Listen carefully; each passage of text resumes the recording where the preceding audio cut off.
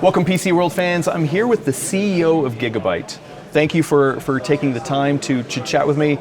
Tell people, like, what is your day-to-day role at Gigabyte? What do you do on a daily basis? Day-to-day work, I major focus on thinking the feature of the product. Okay. I talk with our engineering guy. My favorite is to talk with this engineering guy to create some new feature on this product. Okay. Yeah. And are you based out of Taiwan? Yeah, I'm based on headquarters Taiwan. Okay, yeah. So I love Taiwan. It's fun to go to Computex, so it's a special place in my heart. Where do you see overall Gigabyte's place in the gaming market? Where do you think your company slots in? Oh, I think that we keep the leading position for the gaming motherboard. Actually, the Gigabyte, the memory overclocking ability is number one in the world. We keep the record memory, most high-speed memory on motherboard side. We also the top 3 graphics card player on the world. And for the gaming notebook, we increase rapidly. Actually, I can say that we try to have a whole ecosystem for gaming, for the PC gamer, including the desktop and the laptop. And we try to measure every detail spec of what gamer want, including how to control the mouse, to the video, to the audio, to the 3D performance, everything. Okay, yeah. Okay. And what innovations for 2026 do you think are important for Gigabyte? I think that the one thing is how to phase in AI features into game. Okay. And for how let gamer feel the AI benefit, that really give the gamer a real, totally fresh experience through Gigabyte hardware. Okay. And the second is to provide a reasonable price solution to the market, because the memory price is going to higher and higher. So how to make sure that every gamer still can enjoy the game with a reasonable price is also our goal. Okay, yeah. So, like, what kind of ways can you help keep pricing under control with this whole RAM thing going on? I think that we measure every detail of, for example, for laptop, we measure every detail that component on laptop to measure what's the best performance matrix. For example, we measure the 16G versus 32G toward the gamer. The performance gap only 1 or 2%. Okay. So we will give gamer the advice what kind of product hardware matrix you should select for your gaming PC. Toward that the memory is going higher and higher, but you still need to play game, right? So we try to provide kind of suggest. Yeah. Okay. Well, so there are a lot of people who have been complaining. They think motherboards are too expensive. What would you tell those people that you think, oh man, motherboards are getting way too expensive? Motherboard, yes. That the motherboard, the price range for motherboard is so huge. Yeah. From the $40 to $1,000. So we cannot say it's too expensive. You can choose whatever price you want between 40 to 1,000. So I think that what we provide is not only one motherboard. We provide full range. So for different price segment, we give customer different product. So I don't think motherboard is too expensive. For example, for the most low-end one, maybe $40, even cheaper than the pancake. Okay. Yeah. Right? Nice. Yeah. Okay. Yeah. Gigabyte was one of the first people to the market with a backside connector motherboard, right? That was a very big innovation. It's something I actually really appreciate in my builds now. Where does that initiative stand today? Because we think in past few years, we saw that the motherboard become more and more personal, or everyone want to build their own desktop with beautiful outlook. But the cable is a big problem. So why not we put big cable in the back side? Let the front side look very clean. It's our original idea. Yeah. So we want to give customer the very clean front side, so they can show their beautiful graphic card, they can show their beautiful motherboard, they can show their beautiful CPU cooler. That's why our original purpose. Okay.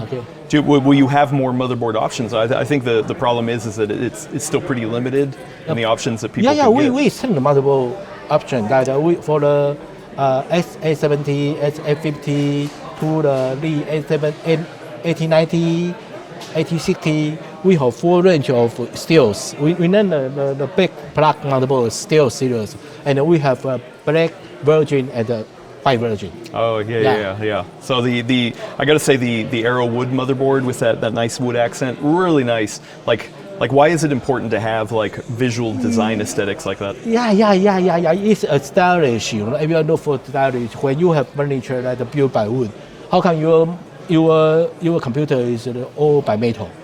So you should enjoy in the whole ecosystem the same feeling.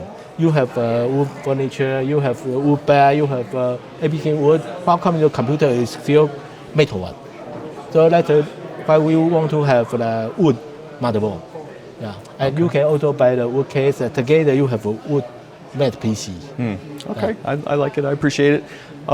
Something that I feel like a lot of people don't appreciate is a good monitor. And you have a lot of good monitors that you're showing off here. Help me convince people why upgrading to an OLED monitor is important. I think that the OLED monitor is because OLED is per pixel have lighting. So the contrast is much more beautiful.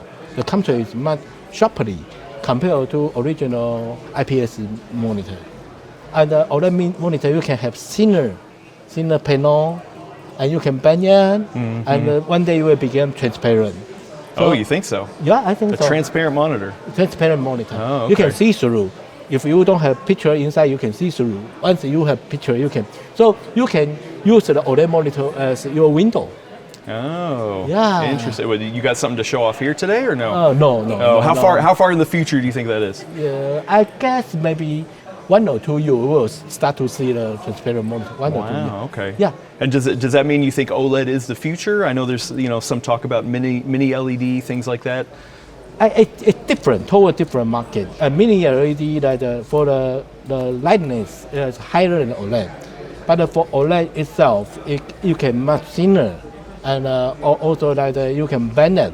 Mini LED is impossible to bend it. So under the OLED monitor, like while you see the picture, you much clear because OLED where the picture versus one picture, the switch is much smooth.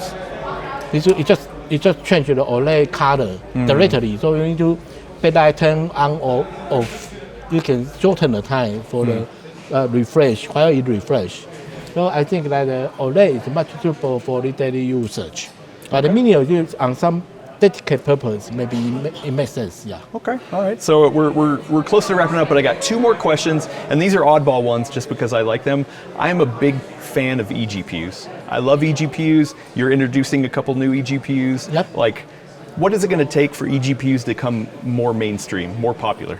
You know that the eGPU, although we name the eGPU, sometimes that the 3D power highly related to the how many power you can get from the how many power you can get to enable the GPU. Yeah, right. The higher power you can have, the higher performance you can have. So while you buy a notebook, because of the limited of battery capacity, so it's impossible you provide enough power to enable your graphics. So while you plug eGPU, your power is from the power plug.